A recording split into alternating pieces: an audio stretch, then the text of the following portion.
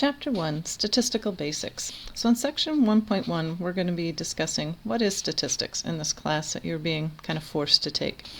So you are exposed to statistics regularly, whether you realize that or not. If you're a sports fan, then you have statistics for your favorite player. If you're interested in politics, then you look at the polls to see how people feel about certain issues or candidates.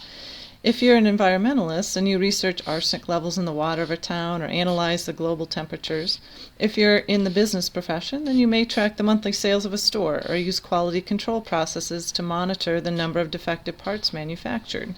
If you're in the health profession, then you may look at how successful a procedure is or the percentage of people infected with the disease.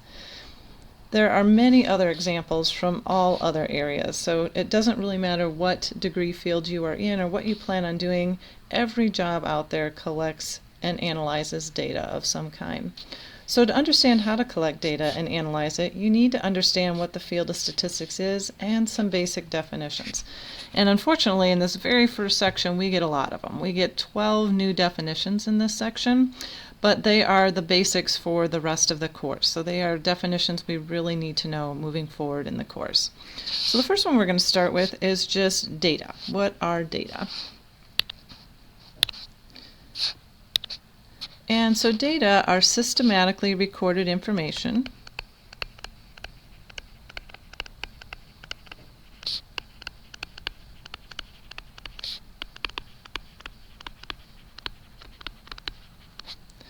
and they're usually used to calculate, analyze,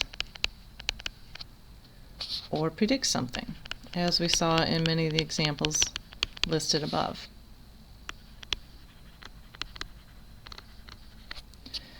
And so then this whole course called statistics is just then the study of how to collect, organize, analyze, and interpret data collected from a group.